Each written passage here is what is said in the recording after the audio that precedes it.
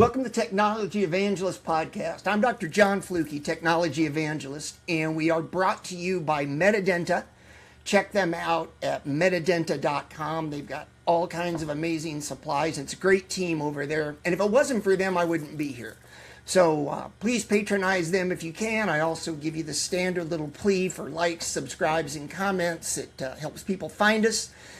And today is... There's a few people I've said don't need an introduction, and this guy is one of them. Dr. Howard Farran and I went to dental school together. And if you haven't heard me say it here before, I'll say it again, that if you look at the class composite from a graduating year in dental school, by luck of alphabetical order, Fluke and Farran are side by side in the middle of that thing. But he is a great guy. He is the brains behind Dental Town. It has been for, Lord knows, 3 decades, 4 decades. Anyway, I'll stop rattling on. Howard, thanks for being here with me. My God, it's great to see you, and I've always been your biggest fan, man. I love all your stuff, from Dental Products and Report, from Dentical to, I've followed your word so many times. In fact, I know I'm on your show, but I just, all I want to do is talk to you and ask you what you thought of AI, because my God, it seems like if you meet 2 dentists, one thinks it's the end of the world, and the other one thinks it's going to be the greatest thing in dentistry. So do you think the next generation of dentists will be slaves working for a robot droid AI? And remember there was Planet of the Apes? When are they going to do Planet of the AI drones? I think... It's funny you say that. My big enthusiasm about AI is what I'm hoping is that it's going to free us up from the mundane tasks, because you know as well as I do that what we do is a relationship-driven business, and it's all about the interpersonal connections. And I have no problem at all with something taking things like insurance verification out of the hands of a front desk person and letting them actually talk to the human beings in the office.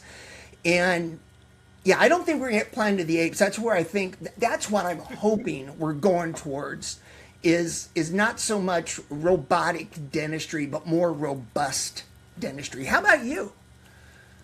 Oh, I think it's just going to be the greatest thing. I think that, when they came out with the combustion engine, it took 75 years before that thing made it into the first factory. And the adoption rate for AI, when ChatGPT, I know it had been in the works for decades and decades and decades. Right. I remember them talking about it in freshman in dental school, that IBM was working on artificial intelligence all the way back from the 1950s. But man, it is here, and I just think it's going to be amazing. I just think it's going to be great. I also think when they think that, like, it's going to put radiologists out of business. Okay, well, we've had it now for a couple of years, and it did the exact opposite of what you and I were saying, and that is reading the radiograph was a task.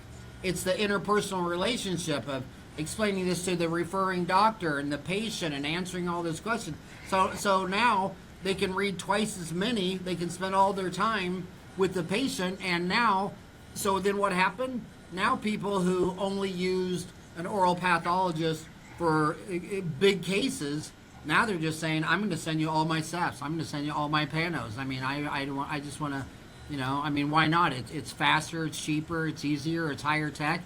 And now radiologists, there's actually more radiologists working in medicine today than there was before AI could read the radiograph, because who wants to do the mundane tasks? They want to do, you didn't go to school 8 years to fill out insurance papers and do tasks. You did it for that patient relationship. And guys like you, I don't know who in the class had more personality than you. I always knew you'd be a rock star with your patients, because you could talk to a homeless person and a king on the same time, on the same day, on the same park bench. That's the skill that these people are going to need to pick up. If you got a relationship, and we sell the invisible. Like when I go check into a hotel, why did they put that little cardboard lid on the cup? Because I didn't see her washing the glass.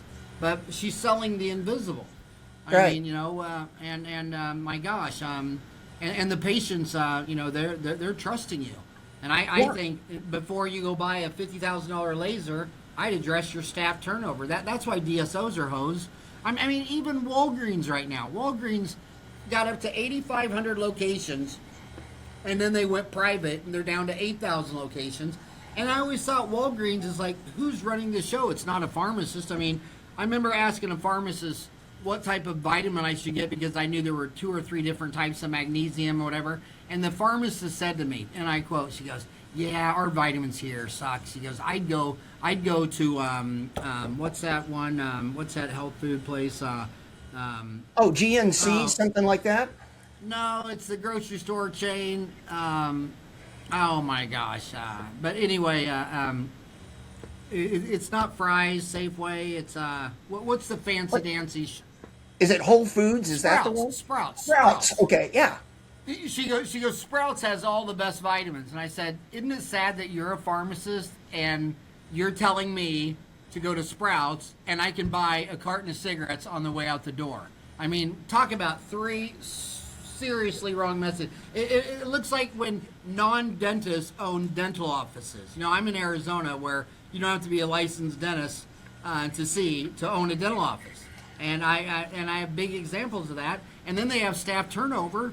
So you're selling invisible. Imagine every time you come. I had the first assistant, Jan, when I started, and she worked with me till I retired. And the DSOs, I mean, they always come in and they say, well, I went in there and Dr. Fluky said I had 3 cavities. And I went back, I scheduled to go in there and have done, and now he doesn't work there anymore. So now Dr. Gettleman came in and he did 2 of them. And then I came back to the other side and Dr. Dee Richards said, I don't know who did those 2 fillings, but they suck. And you got 2, it's like they're just like, it scares the hell out of them because, You're right.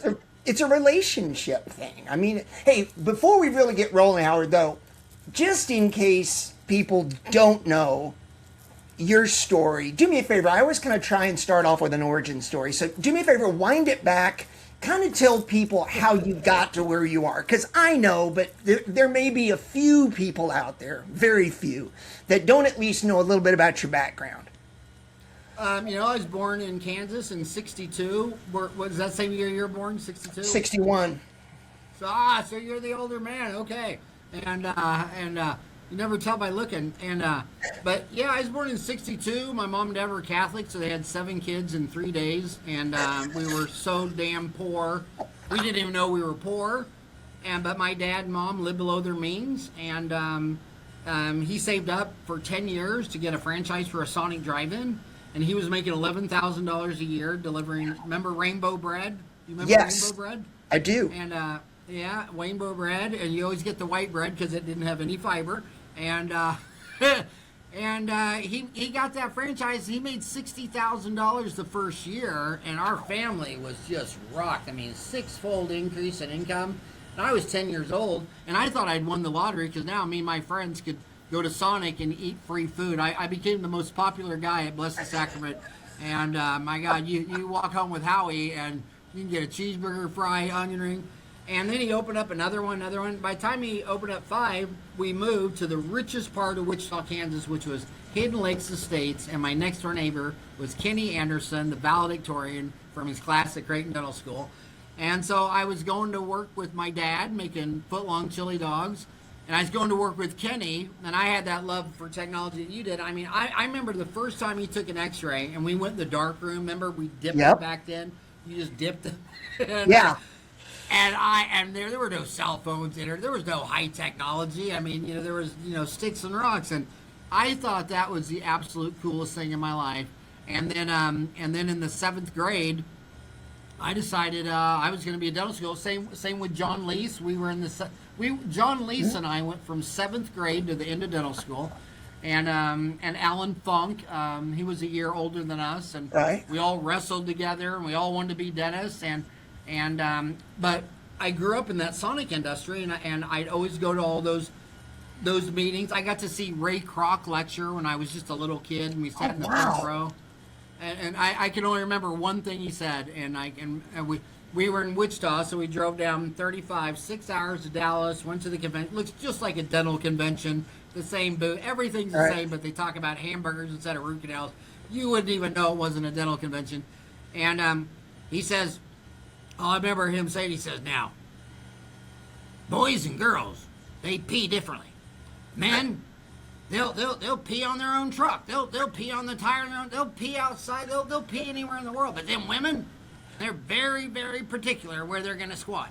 So we are going to, when they pull off that interstate, they're going to see a gas station, and it's going to look like a camel just died in the gas station. And then they're going to go into a convenience store, and they're going to lie, because they're liars, say they don't even have a bathroom. But Mama's going to know that McDonald's, we clean the woman's bathroom every hour on the hour. It's completely spotless, fresh paper. And when she's in there squatting, Daddy Bear and Baby Bear are going to be ordering those delicious salty French fries, drinking that delicious Coca-Cola. And I just thought, yeah, I saw that happen in my own car. I had a mom and 5 sisters. I heard full-length discussions of how, hell no, they don't even have a, And it was just that human side of it, and the play area for the kids, and the best location. So I had 10 years of that. So when I was in dental school, senior class, while all the good students like you are making your 3-unit bridge and doing all your lab work, Kenny Anderson was telling me, he's like, you're not going to do that stuff. You're going to send it to a lab. Just send it to me. I'll have my lab man make it. And then I focused on, I had a 6-foot by 4-foot map of, I did Wichita, Kansas City, Omaha, and Phoenix. But I wrote the Department of Economic Security. I said, is Wichita a great place to practice dentistry? I started looking at the data, because all the dentists in Wichita were telling me that every year UMKC and Creighton dumps another 20, 30 dentists on the town. Yep. And they make less money every year. And they showed me on their spreadsheets how they made less money every year, because the population didn't go up.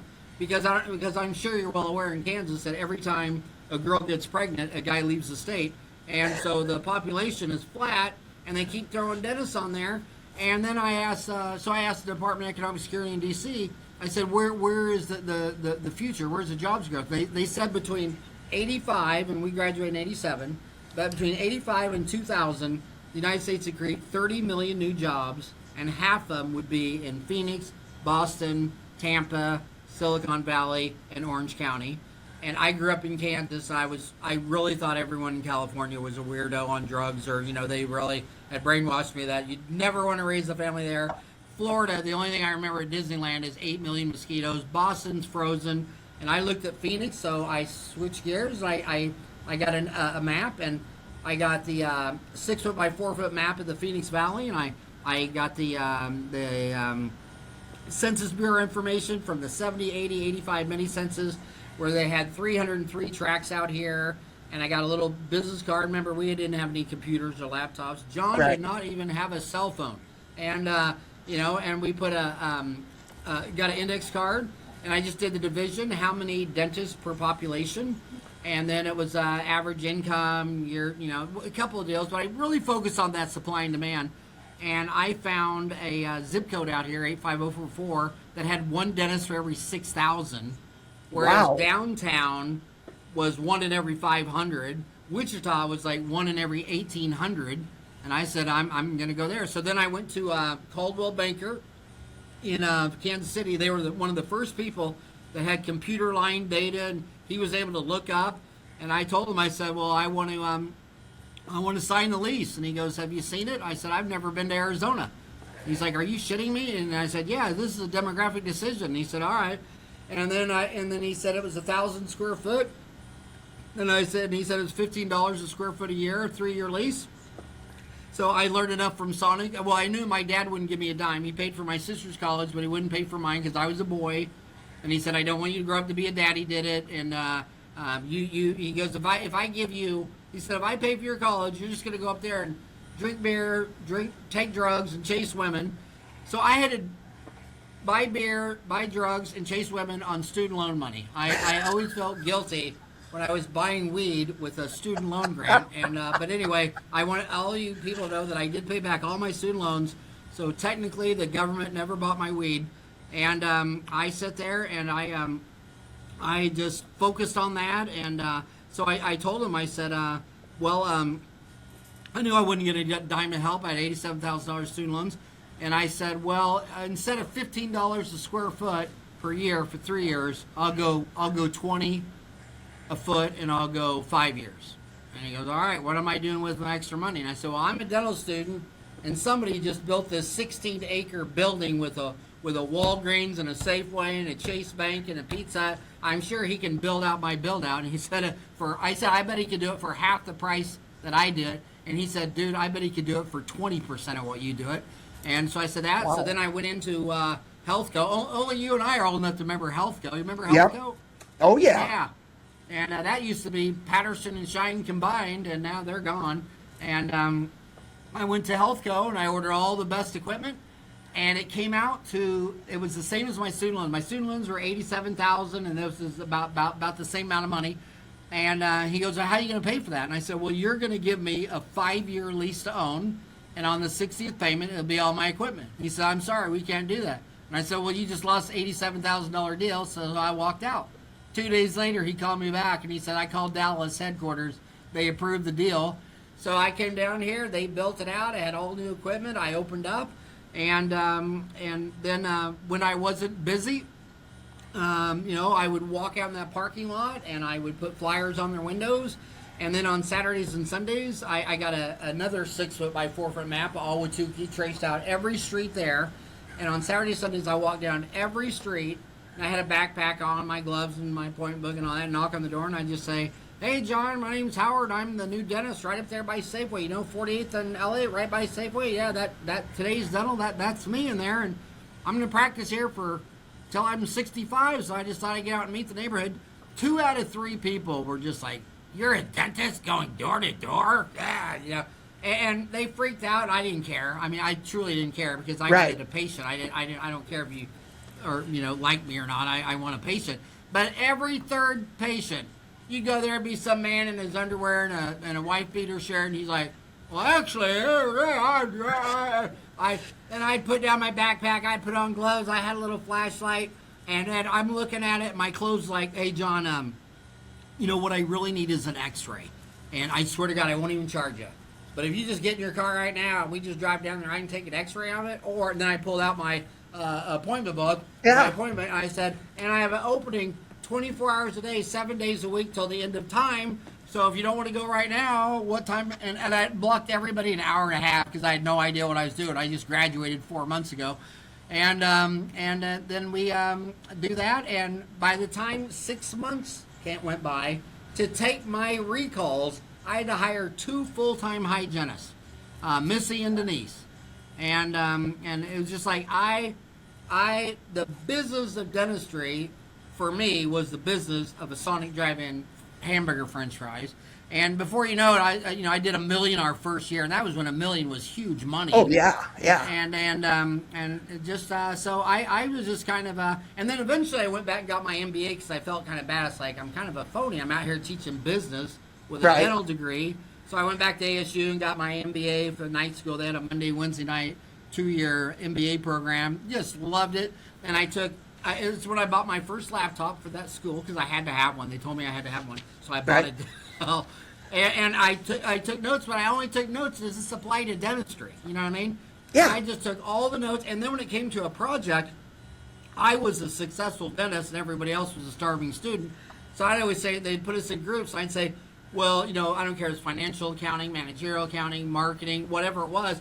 I'd say, well, if we do the study on my dental office accounting, or we do our semester project at my dental office, I'll pay for everything. I'll pay for the food and meet at my house. I'll even give you money. And they're all like, in my house, we get food, all that stuff. So every trimester, it's like 2 classes, like say HR and financial accounting. And so for 3 months, I'm in MBA school, just doing a deep dive. I learned. It was like a 2-year religious sabbatical on the business of my own dental office. And then when I was done, I looked at those notes, and in the gym with my 4 boys, we never parked in our garage. I laid down a full wrestling mat. I bought real wrestling mats from Pennsylvania, had 2 wrestling mats, cut to form. The boys in there, I was always doing that 30-day Tony Robbins personal power. Oh, get yeah. the 30-day personal power. So I thought, well, shit, I'm going to do the 30-day dental MBA. And I took my notes. I went into a studio, and I only had off Saturday and Sunday. And on get that Saturday morning and before Sunday night, I had rented off 31-hour videos, and then I sold that, and they sold, and I was. This is where I was at that time. I'd finally paid off my student loans, my house, my practice, and I had finally saved up $1 million in cash, and I took all that cash. Eric's teacher told me, my four boys, they told me that we had to get, remember AOL? Oh, you yeah. had to get a disc and install it, and you've got mail. And can you hear me all right? I'm okay? Yeah, no, you're great. You're great. And so I got that, and I'm looking at a thing, and I'm sitting there with four boys, $1 million in cash, no debt, and I looked at that AOL thing, and I swear to God, I couldn't breathe. I was thinking of just selfishly myself, and I was thinking so many times, I'll do like a root canal, and a month later, you're saying you still can't bite on it and chew on it, and it's like, my God, if I could get on the internet and post an X-ray and a picture of that tooth, then John Fluke from Kansas City Yeah. say, hey, dude, you missed the entire canal. You could get a red line and you could draw, hey, why don't you go back and do the remaining 25% of the canal? And I put that thing, it was 5 years before MySpace and Facebook. So I got the idea in 98. I took that $1 million. I hired a dozen programmers and took them a year to get it up. And when we got it up in 99, oh my God, we were signing up 1,000 people a month. It was just unbelievable. And then time goes by, and then I never really had a competitor website, private practice owned by dentists. My competitors were always the big boys, Facebook and Instagram and LinkedIn and Twitter and on and on and on and on. And then after about 25 years, my son, I had four sons, and one of them got a couple computer programming degrees. It reminds me a lot of you. Very high-tech, very in-tech. And ChatGPT came out, and he comes over to my house. It was September of 2023. He'd been telling me to download it for like 3 months. I'm like, Finally comes over to my house, downloads the app, and starts making me use ChatGPT and says, Dad, and he got all sad. He goes, Dad, because all my team, they've been with me forever. I mean, everybody over here had been here 20 years, 25 years, 30 years. He says, Dad, you guys are all old. It's written in C++. It's HTML. Your website's been going down. You've been blaming it on Facebook and Twitter and LinkedIn and all this stuff. But he says, Dad, you need to rewrite your entire site with AI. So I did the same thing I did last time. I took $1 million and I had Ryan go back to ASU and hire a dozen AI software engineers. And we came back and we looked at mine, and mine was so old. They said, you got to take it behind the barn and shoot it. There's no way you can put lipstick on this pig. It needs to be done. And my son told me that, we could probably do this in a year and a half. But God dang, the problem with AI is they keep moving the goalposts. Every time they come out with another great thing, it's like, you're not going to believe this, John. In fact, when I tell you, you might be the only one who believes it. 18 months into it. We started September of 2023. We got 18 months into it. And there have been so many changes on AI. My team said to me, God dang, man, I'd give anything, knowing what we know now, if we could just start it over again, it'd be 100 times better. And I'm like, are you shitting me? We've been on this road for a year and a half. And I've been telling everybody on Dental Town, yeah, it's coming soon. We're about to upgrade the whole new apps and all this stuff. And then I said, but then, as you know, the Anthropic Claude Opus 4.6 came out. And so remember, when I started this September of 2023, Sam Altman of OpenAI, ChatGPT was out there telling everybody, yeah, and one day it's going to write code. And all my programmers and my sons like, yeah, right. And after about a year, I had half my programmers were letting ChatGPT write it, and then they'd spend 6-8 hours editing it. And then other people like, I don't like editing shit. I just want to write it from scratch. But then Claude Opus 4.6 came out, and now no one here thinks that as a human they can write code better or faster than Claude, because while it's writing the code, It's also doing the not just the front end user experience, user interface. It's doing the back end. It's doing the documentation. It's doing the testing. I mean, it's like you don't release code and then have your users tell you there's a bug. You know, they write the testing code, so your own test says here's where your errors are. So they my best programmers went from writing 1,000 lines of code a day to 10,000 lines of code a day. So now every one of my programmers is like 10 programmers from just 3 years ago.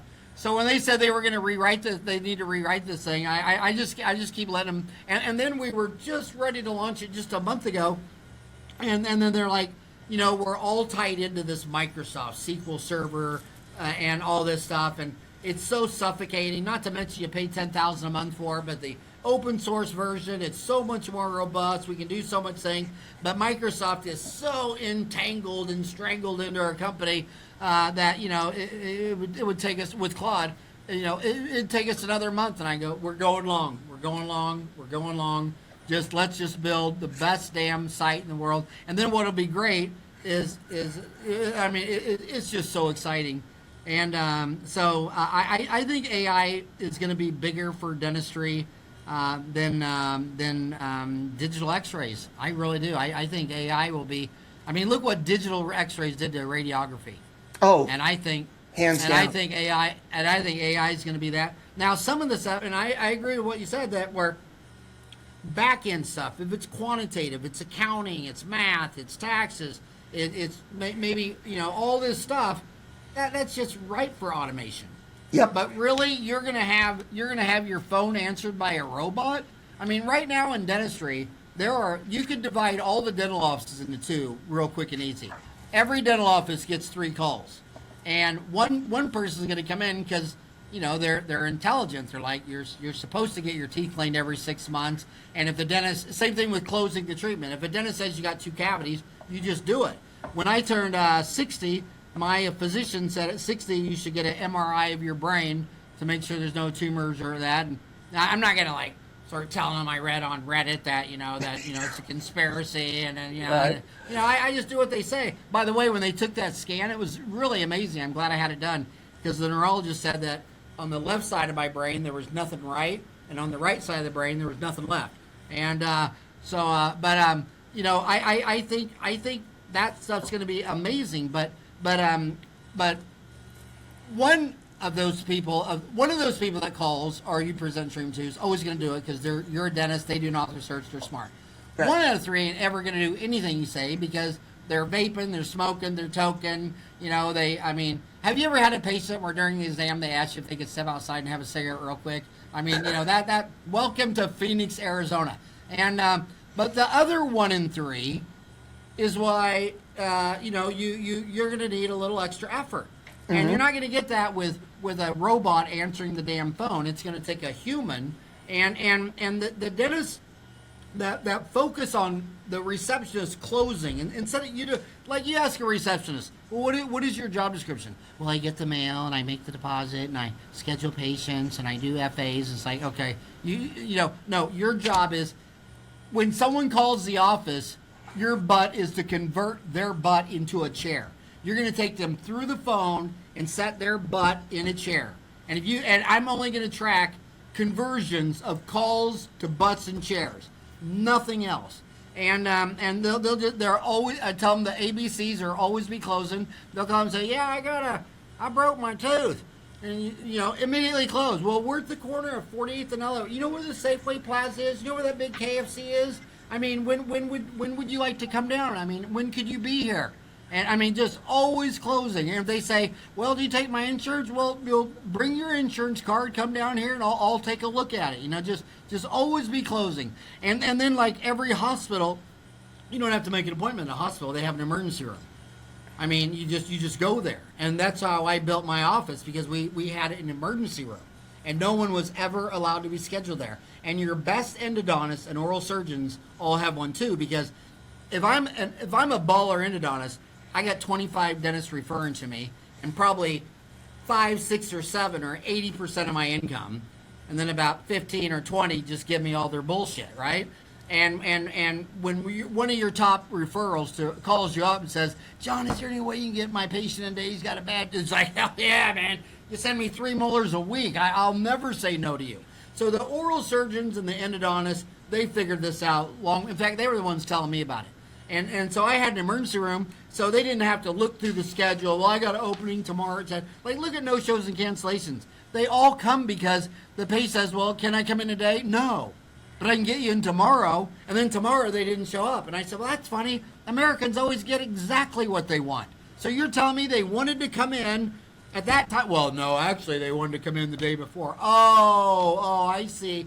So when they told you what they want, you told them to go to hell, and then you told them what you want, and then they didn't want it, and then they didn't come in. So we had the emergency room, and you always come in, and it was just, and then when they got in, I mean, it's like, you tell someone they got a cavity needed filling, 1 in 3, okay, 1 in 3, no way. The other 1 in 3, how many objections they get? Is it going to hurt? How much is it going to cost? Will my insurance going to pay? What will it look like? Will I miss work? I mean, they only got, and the minute that patient, just like with your kids, you'd be talking to your kid, and each one of my 4 boys had a different habit when they were processing. They'd they'd break eye contact. One would pick his fingernail and say, Dad. And when I heard, when I broke eye contact, I waited till Dad, and then I knew, okay, this is what it all comes to. What's he going to say to close this deal? How am I going to close the deal? Same thing in patients. You could talk for 40 days and 40 nights, and they only listen for 4 minutes. And then the minute they're not paying attention, the minute they break out, the minute they look away, stop, freeze, wait till they say something, and then you're going to find out what it is. It's their insurance, the price. They're afraid of a shot. By the way, John, I was going to ask you, you know Ozempic's out there in a big way, right? Right. Oh, absolutely. So when we were young, heroin was the nastiest disease because it had to have a needle. Right. No one wanted a shot of drugs. No one wanted a dental shot. And now it's like, God, every 5th person I know is giving themselves shots with Ozempic. Yeah. And I wonder if that's psychologically going to reset the shot. I wonder if being afraid of a shot is going to plummet. Because, I mean, how do you give yourself a shot every week? Because I noticed a long time ago that insulin-dependent diabetics, they didn't blink at a needle. I mean, they lived on them. Yeah. And now I think Ozempic might just finally kill the fear of the needle. Whenever you know what? I never thought about that. I can see that. I mean, it's a whole thing of desensitization. What a needle used to be a rarity, so it was scary. But when you're like, oh well, I stick myself in the abdomen every week or whatever. And you're right. I mean, insulin-dependent diabetics, they don't care if you've given them a shot.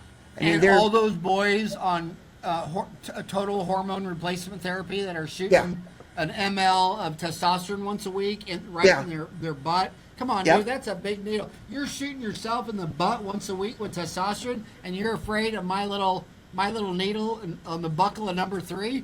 I think it's going to reset the fear of the needle. I think the fear of the needle is under tremendous pressure. I think it's going to go away and die. That's a great insight, because I can definitely see that. And one of the other things, and I'm sure people picked up on it, but one of the things that I think is so cool about what you've done is you've always been into the data. I mean, and it's funny because I'd forgotten it was Sonic. I actually was talking to somebody. It's not up yet, but it'll be, by the time Howard's goes live, that episode will be up too. But I was telling somebody that you were in the restaurant business as a kid. I'd forgotten it was Sonic, but I remember your map and the little did you use push pins or something? You identified black pen for dentists, orange for orthodontists, green for periodontists. And I mapped it all out, and you know what? The government has mapped it out because they have Medicare, Medicaid doctor shortages. So you can get on the government's website, and it'll show you where all the shortages are. And that's the thing about about dentistry, it's that, business is supply and demand. I mean, if you were filling potholes for a living, you'd get you a bunch of black asphalt and you'd drive down the street looking for holes. Well, dentists just drive down the street and they say, well, I'm Mormon and I want to practice in downtown Salt Lake and I want to see the temple out my window. Yeah, you and 8 million other Mormons. I mean, that's the worst idea you've ever had. But there are Mormon communities in Gilbert and Mesa and Idaho that, only have one dentist for 4,000. And you don't need any demographics if you already buy a successful office. Like, if your office is successful, the demographics are approved. The cash flow is there. And I just like the data. And what I see right now on those shortage areas, I've coached kids. There was a kid in Iowa. There's counties in Kansas and Arizona that don't have a dentist. And Yep. I've coached dentists, and they'll go there, and they'll say, well, tell Delta Dental they don't have a provider in this deal, and they might give you a grant. And this kid they gave him $100,000, Delta Dental. And then I said, well, don't buy a building. I said, every downtown, small town in America has got empty buildings. Go find the mayor, and you go show him the empty buildings. And they gave him a 6,000 square foot red brick building that was, probably 100 years old, just gorgeous. So he got $100,000. There's no dentist in the county.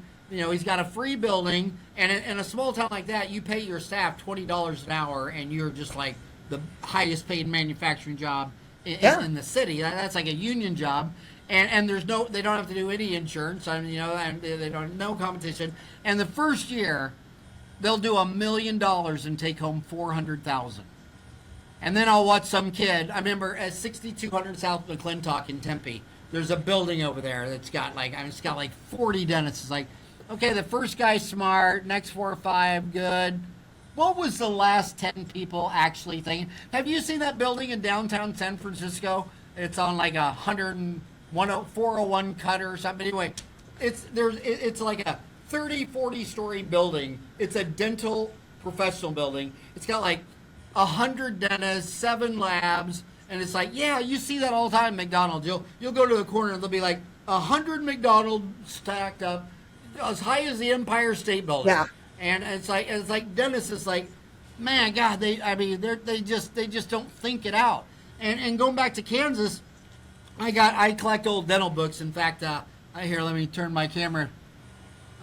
Does the camera? Oh no, the camera's up there. Sorry. But anyway, I got the first 3 books autographed and signed by G.V. Black. I got the first book called Dental Economics from like 1890. And wow. In one of them old books, it talked about in Kansas that if they can't see you from the horse's trail, your dental office doesn't exist. Yeah. It's like you could be 1 block over, but the guys riding through town didn't see your dental office because you were 1 block over. You couldn't be on the same street as the bar, the saloon, the hotel, the piano house. You just had to go cheaper and get off the, so yeah, it just, all I ever did was just simple business, looked at the data. I never had an original idea. I always read the autobiographies of all the successful business people out there. And, you could name the business, and I'll tell you if the founder has an autobiography book and the takeaway for dentistry. And dentistry, it's a business, but back when we were in school, if you talked about the business of dentistry, it was like crass. It's like, oh my gosh, yeah, how dare you mention that? It's a sacred profession. It's a vocation. We don't talk about money. And I'm like, really? Well, my dental assistant, every time the earth goes around the sun, she wants an astrology raise for $1. And the Delta Dental, they haven't given me a rate. The last time Delta Dental raised my fees, the Dead Sea wasn't even sick yet. And so, and then COVID comes and the supply chains and, so your costs are going up. The insurance is steady. The patient, of course the patient wants everything for free. Who doesn't love free? I mean, when you and I were in school, they said there was free pizza at lunch if we went and listened to some bullshit. We showed up for the free pizza. I mean, so of course the patients want free. It doesn't mean they're bad, dumb, or evil. They're just humans. They want everything for free. Of course Delta doesn't want to give you a raise. They want to collect the premium, never pay. And by the way, there's all these AI deals about how you can process insurance. about how you can do it faster and you're going to automate all this stuff. Reality check. If Delta wanted to pay you instantly, they could. They could have 40 years ago, 30 years ago, 20 years. They don't want to. So I don't care if you automate. I don't care if you have the Tooth Fairy fly over to the CEO of Delta and say, here's the claim, pay now. They're not going to pay now. That's what insurance does. They collect the premium and they put the brakes on the payment, and they like to make some profit in the middle. So, everybody has different incentives. And all insurance is, to me, it's just a volume discount. I mean, I'll say a dentist tells me he does like dealing with insurance. And I say, well, what does it cost you per head to get a new patient in your office? They don't even know. I mean, is it $50? Is it $100? Because if it's $250 per head, and you sign up for a PPO, and they give you 100 patients, and that $250 per head is 7% of your cost. I mean, it is a big volume discount. If you don't want a big volume discount, and here's the weird thing about dentists, they don't want to spend 5, 6, 7, 8% on marketing to get all fee for service. But you send them a contract for a PPO, they'll sign it without even reading the fees. So, hey, you want to lower your fees 40%? Absolutely. Hey, you want to spend 4% on marketing? Hell no. It's like, okay, it's your poison. And the orthodontists have always been a generation ahead of the dentist. When dentists weren't advertising, the orthodontists were. When the dentists finally hit 1%, the orthodontists were at 4%. And now, an Invisalign case is $6,500. Most of the orthodontists I know that are doing millions and millions a year, they're spending 8% of their revenue. Because if I spend 8% of $6,500 to get $6,500, I mean, who's not going to take that deal all day long? So if you hate PPOs, well, then you must hate advertising a lot more. Because that's what you're trading. You're trading a PPO for the right to never have to market or advertise and have a shitty location in a medical dental building and no one knows you exist. Okay, I mean, you've already made 10 really bad decisions. Just top it off with saying you don't want to advertise and then blame it all on PPOs. Right now they're blaming everything on the ADA, DSOs, Delta Dental, and I call that, now we're in mom territory. Just blame everything on your mom. Everyone does. Since you're this tall, everything was your mom's fault. Your mom didn't do this. Just we're in the mom stage of dentistry, and but it'll get better. The DSOs everybody's afraid of right now, and it's like how entitled do dentists have to be? 4 out of 5 dentists work for themselves, and they act like the sky is falling because 20% are in a DSO. Well, remember when Crest White strips came out, and I remember that dentistry had a conniption fit about that. Oh my gosh, that nobody's going to want whitening, and what happened to the demand for whitening from dentists? It went through the roof. And what was the greatest DSO that ever lived? It was Clear Choice. No one even knew what an all-on-4 was. All your patients were coming in with dentures and relines and never even asked. And then Clear Choice rolls into Phoenix, and on TV, you can't buy an ad during the Super Bowl or when the Royals are playing, but you can certainly do it in the middle of the night. You can certainly do it on the off channels when people are scrolling, and they started doing these 30-minute infomercials where they took the dentist, the surgeon, and the prosthetist. 1 + 1 + 1 = a million. They put them all in there, all in a day. And at first, oral surgeons, my periodontist friends were like, "Oh, I can't believe the DSO is rolling in," like afraid of competition. Like was Muhammad Ali afraid of the undefeated 40-0 Frazier? Or did Muhammad Ali said, "I'm the greatest fighter ever"? And they said, "Well, don't fight that guy. He's 40-0." And he says, "Well, I can't be the greatest fighter ever unless I beat old George Foreman." Remember when he used to call him the Acorn Head? Oh yeah. Yeah. And best promoter in sports. And they came out doing that.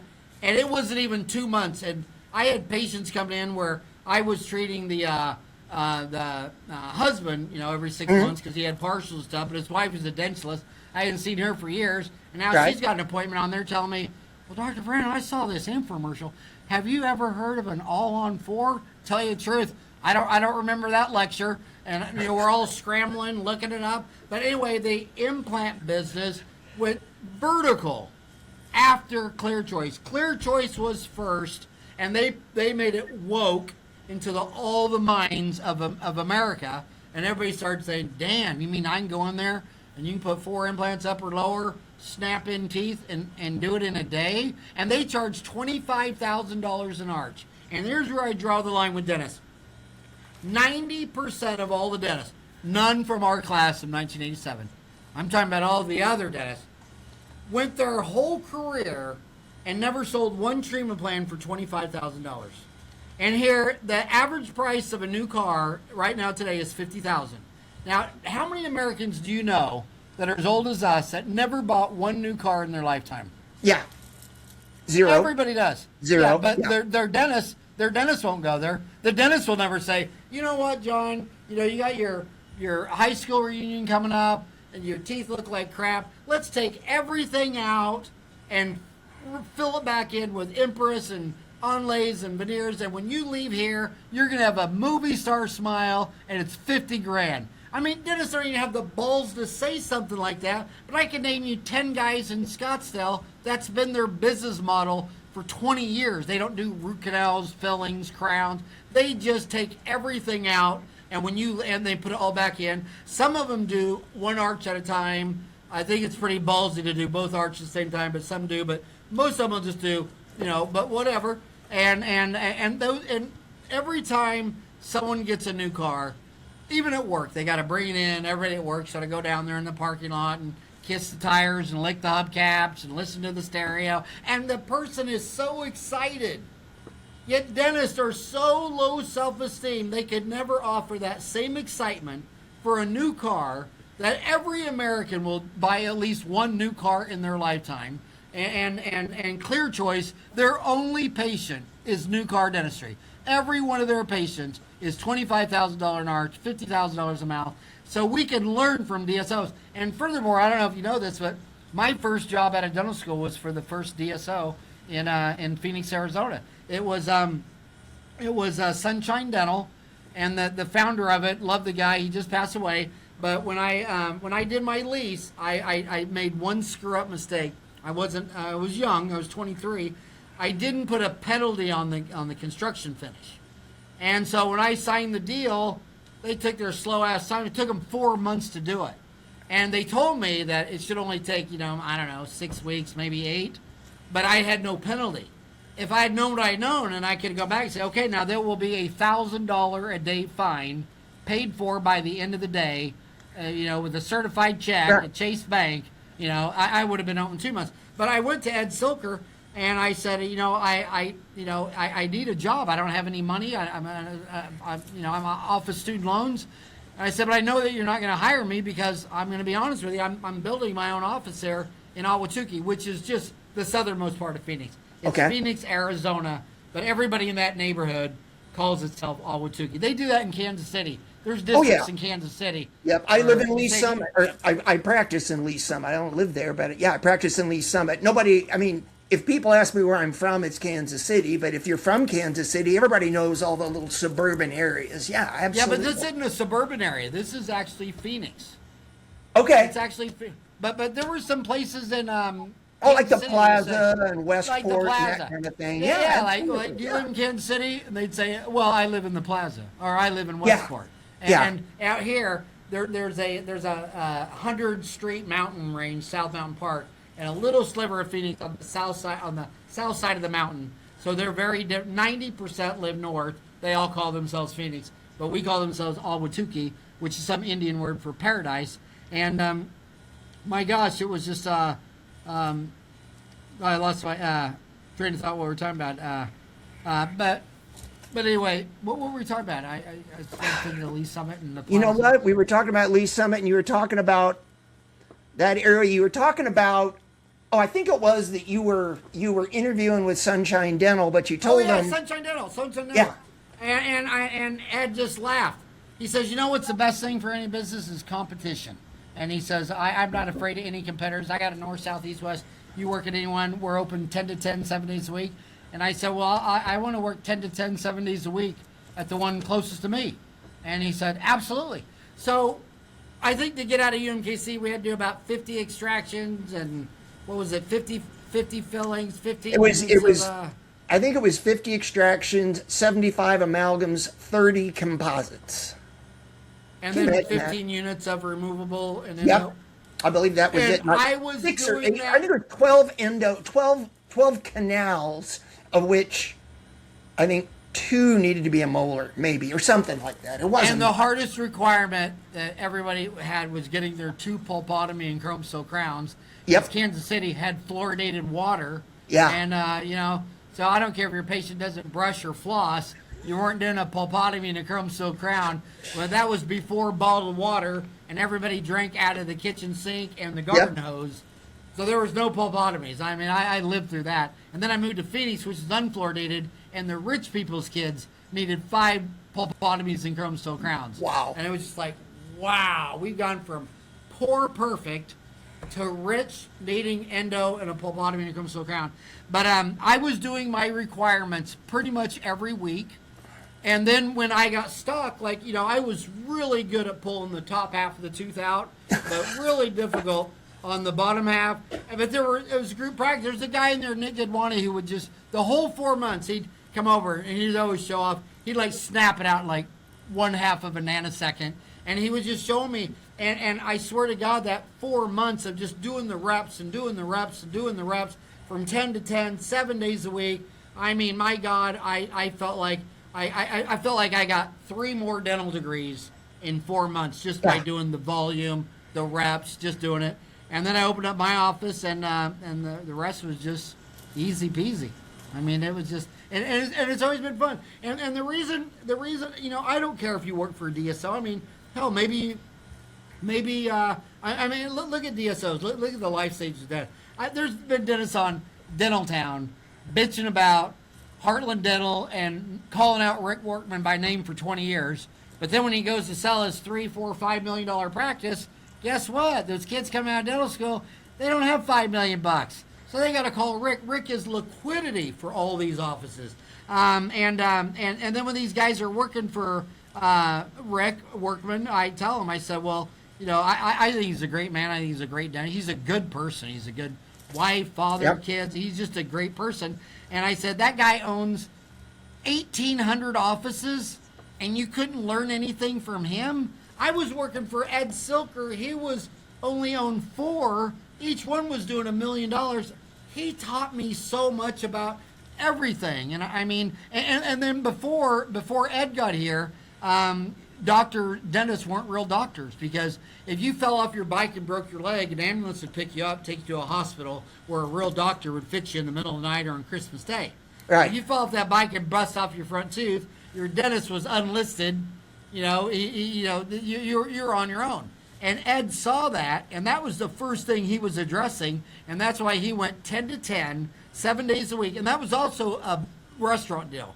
They could prove in the restaurant industry that if you have different hours for Friday and Saturday and a half day Sunday, no one knows your hours, so your overall sales fall. But when you just sit there and say, yeah, I'm Burger King, I'm open 10 to 10, 7 days a week, rain, snow, shine, increase your business. And he did that, and I knew that was an obvious deal.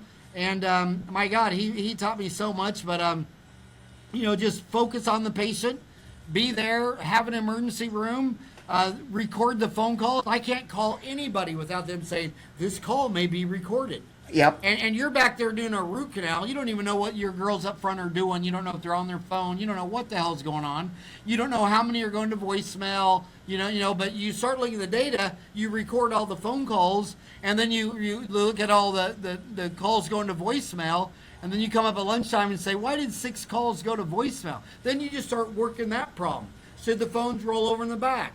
And then we set up VPN lines because we had girls that quit because they decided to stay home and have a family. And it's like, well, our software, you worked in our office, let's set up a VPN line, and the third call rolls over to you. They loved it.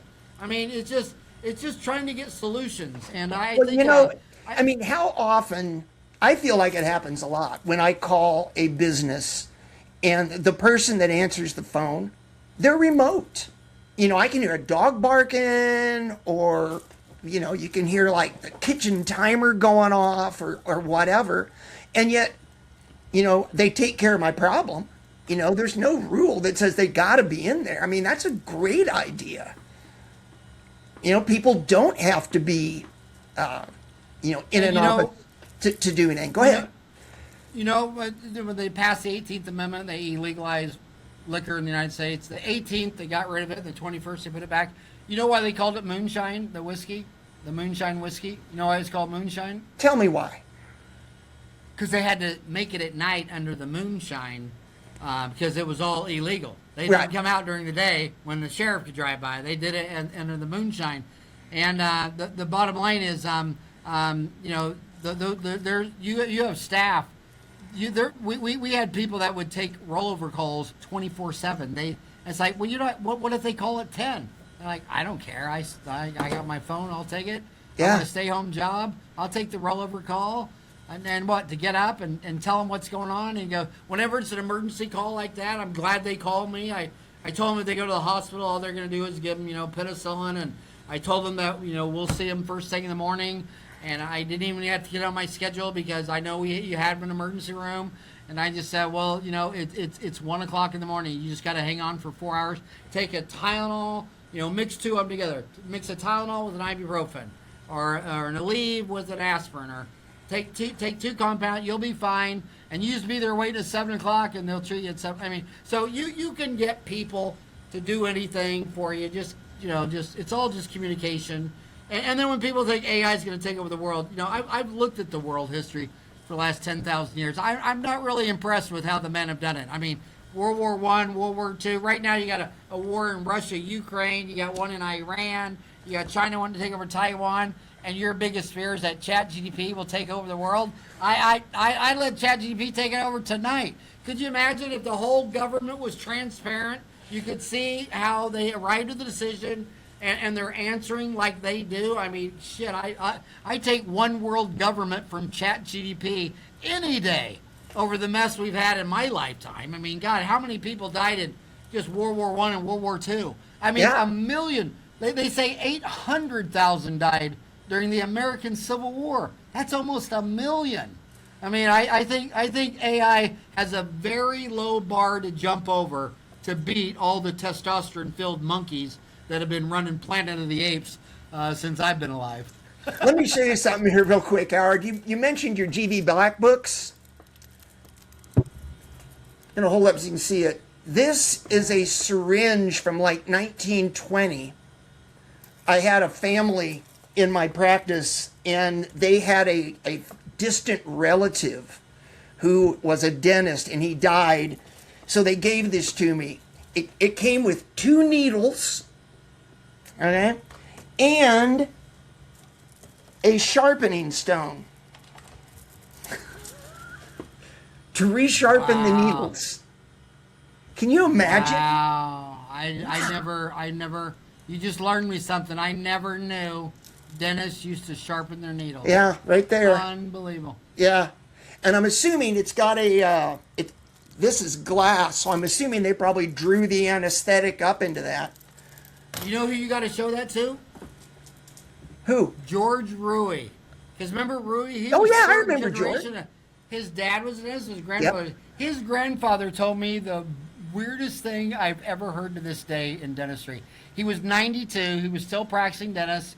Wow. And I thought I was getting him a softball question. I was like, so what do you think has been the greatest thing that ever happened to dentistry? I knew he was going to say the high-speed drill. I just knew it was I was just trying to start conversation. Sure. And he answers, the Great Depression. I said, what? He goes, well, yeah, before the Great Depression, we couldn't afford to go inside. We were all outside in the rain and the snow, and we were pulling teeth, we were cutting hair, we were doing anything to put food on the table. And then the Great Depression came, and everything went bankrupt, everything boarded up, and the rents fell so low that we could afford to move inside. And when we moved inside, we all met together and said, hey, now that we've gone from outside to inside, let's knock off all the hair and the beards and the shoe shine, and we're gonna Pierre Fichard, GV Black. We're going to doctor this up. We're inside dentists now. No more cutting hair. No more shining boots. And he says, when dentists went inside, that changed everything. And I'm just like, God dang. Wow. I didn't know I was going that far back in just 92 years. I mean, yeah. It's not like he's, from the Roman Empire. Right. I mean, he was from the same, we're talking about the same century. We graduated in 87, and he was talking about the same century we were living in, and they were all outside dentists. God. And he said, and then he also told me, he said, you never want to retire because eventually your spouse will die, and all your patients' husbands will die. And he goes, I go in every morning, and I got a hot date for lunch, and then I go in the afternoon and I see another old lady that I've been their dentist for 50 years, and I have a hot date for dinner. He goes, that's why I wear a suit and tie to work every day, because I'm the only 90-year-old dentist who has a hot lunch date every day and a hot dinner date every night, and I've known these ladies for 50 years. And I just thought, God dang, man. Did you ever meet him? I did not. No, but that's, I mean. I met his dad. Yeah.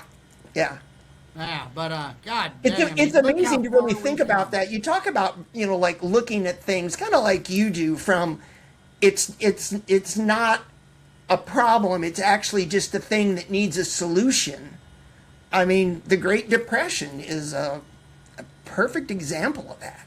Yeah, it's pretty amazing. Yeah, and we never thought, and you and I never thought once in dental school. I don't remember anyone in dental school ever predicting that we'd come across a pandemic again like the Spanish influenza, and then that showed up on our door and we lived through a pandemic, which I never saw coming, read about my whole life, never once thought about I'd have to live through that. And that last Great Depression was the stock market crash in 29, the depression 32 to 36. That's almost been a century ago. It wouldn't surprise me at all. I mean, it's like after the pandemic, I thought, God, I never thought I'd see a pandemic or a depression again, but now with COVID, it's like, now you can't take depression off the table. It's like, shit repeats itself. It does. It does. History does repeat itself. And I love the old, I'm not sure who said it, you may know, but the old thing about those that don't learn from history are doomed to repeat it. Yeah, and I think there's absolutely. a great amount of truth in that. Well, buddy, we just went over an hour, and I try and keep these to around 60 minutes. Gosh, we could talk for like 60 days, you and me. Well, you should come back on my show. All right, I'll do it. Or hell, I'd rather be on your show because then I don't have to process it, do it anymore.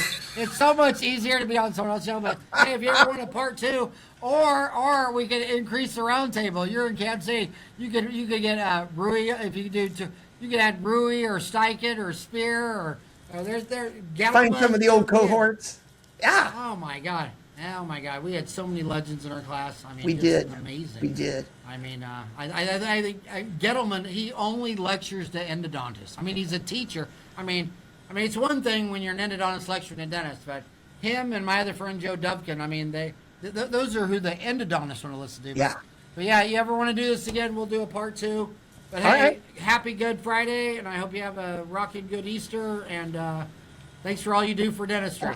Well, ditto, my friend. Thanks for everything that you've done and everything you're continuing to do.